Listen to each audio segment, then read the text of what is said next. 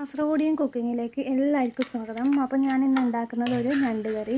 ഇതിൽ ഞണ്ട് നമ്മൾ ആദ്യം നല്ല വൃത്തിയിൽ കഴുകി വൃത്തിയാക്കി വെക്കണം.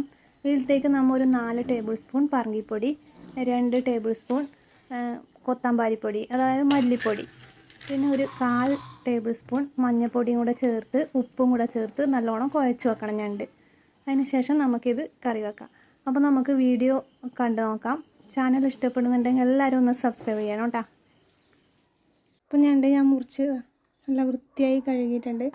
ഇതിലേക്ക് ഞാൻ ഉപ്പ്, മഞ്ഞൾപ്പൊടി, കൊത്തമ്പാരിപ്പൊടി, പറങ്കിപ്പൊടി എല്ലാം കൂടി ഒന്ന് കുഴച്ച് വെക്കുന്നുണ്ട്.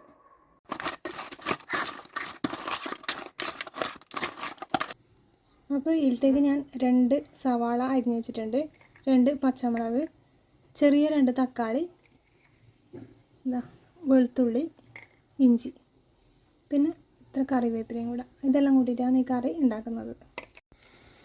അപ്പോൾ ഞാനൊരു ചട്ടി തീമാച്ചിട്ടുണ്ട്. ഇതിലേക്ക് ഞാൻ കുറച്ച് വെളിച്ചെണ്ണ ഒഴിക്കുന്നത്.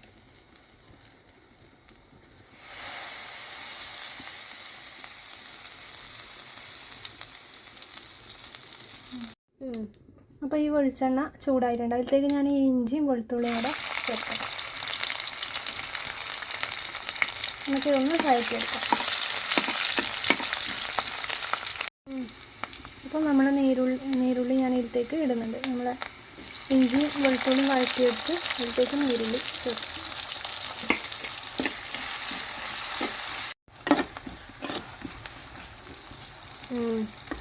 അപ്പോൾ നമ്മൾ നീരുള്ളി വഴറ്റിയിട്ടുണ്ട്. ഇതിലേക്ക് ഞാൻ ഈ 2 പച്ചമുളക് ചേർക്കുന്നത്. കറിവേപ്പിലയും കൂടെ ഞാൻ ഇതിലേക്ക് ചേർക്കാം.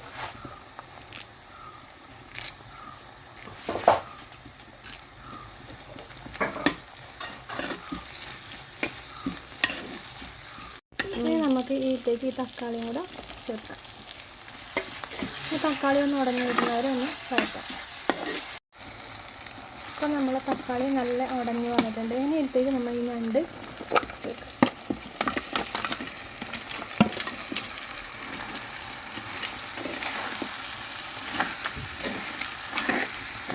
ഈ ഞണ്ട് നേരത്തെ പറങ്കി മല്ലിപ്പൊടി, മഞ്ഞൾപ്പൊടി, ഉപ്പ് എല്ലാം ചേർത്ത് കുഴച്ച് വെച്ചതാണ് കേട്ടോ. അതാണ് ഞാൻ ഇതിലേക്ക് ചേർത്തത്. അപ്പോൾ ഈ ഞണ്ട് വേവാൻ വേണ്ടിയിട്ട് കുറച്ച് വെള്ളം കൂടെ ഞാൻ ഇതിലേക്ക് ഇത് കഴുകിയിട്ട് ചേർക്കണം. ഇനി നമുക്കിത് അടച്ചു വെക്കാം, വേവിക്കാം.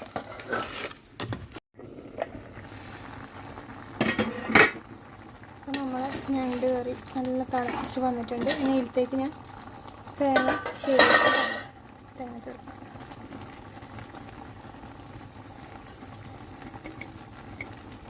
ഇത് നമുക്ക് ഒന്ന് ഇളക്കി കൊടുക്കാം.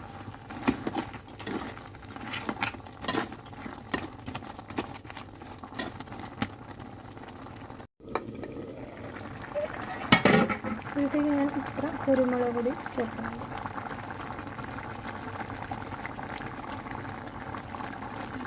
കുരുമുളക് പൊടി ചേർത്തു. ഇനി നമ്മൾ ഇതൊന്ന് ഇളക്കി കൊടുക്കുന്നു. ഇനി ഇത് വെള്ളം കുറച്ച് വറ്റണം. അത് കഴിഞ്ഞിട്ട് നമുക്കിത് വാങ്ങി വെക്കാം. അപ്പോൾ നമ്മൾ ഞണ്ട് നല്ലോണം വെന്തിട്ടുണ്ട്. അപ്പോൾ ഞണ്ട് കറി റെഡിയായി.